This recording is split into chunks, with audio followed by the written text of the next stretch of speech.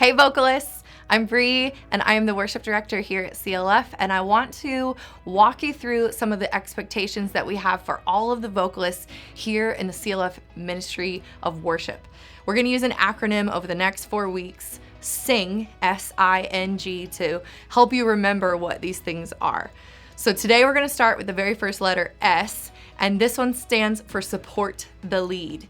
It's really important when we're singing on a platform that we are unified and we do things together and help support one another. It's part of being on a team, right? We're not just soloists, we're a team that makes up the worship ministries here. I want to read a scripture verse to you from 2 Chronicles chapter 5. In verses 12 through 13, it says that the singers were to make themselves heard with one voice to praise and glorify the Lord. I don't know if you knew this, but in Psalms it actually talks about how the Lord commands blessing. He has to make it happen when there's unity amongst the brethren or God's people. And so when we sing together in unity, when the church joins us in unity, God commands a blessing, and we want a blessing here. That's great news. So I want to talk to you about what this looks like specifically. One of the things that you can do is to make sure that you know when and where to come in and not sing and when to sing. And every single Thursday, I have notes that are marked up for you to access and take notes. You can copy down everything I've written.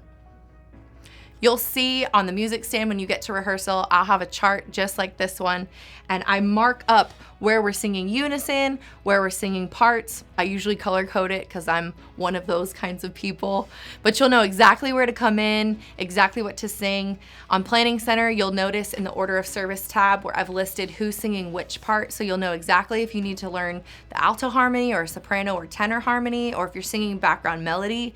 And sometimes I think people think, oh, a harmony is actually harder.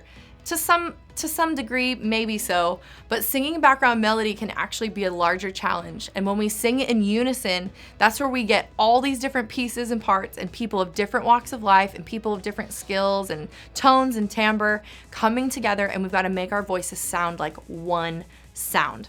So I want to talk to you about some really practical things you can do. One is to mark your sheet up and know exactly where you should sing and where to not sing. The next thing is to mark your phrases and your vowels. This sounds silly, but because we're all from different walks of life, everybody says their words just a little bit differently. Whoever's leading the song, that should be who you're trying to mimic. So for example, the word king. Some people sing king with a short I vowel, the I in king. Some people say it with a short E sound, kang. Some people say it with an A sound, kang.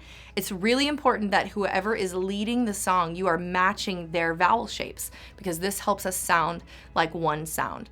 Another thing is to watch your P, B, T, and S's at the end of different words. So for example, in the word Jesus, I will oftentimes go through my sheet and actually mark off all of the S's so that my brain remembers not to sing them if I'm singing background melody.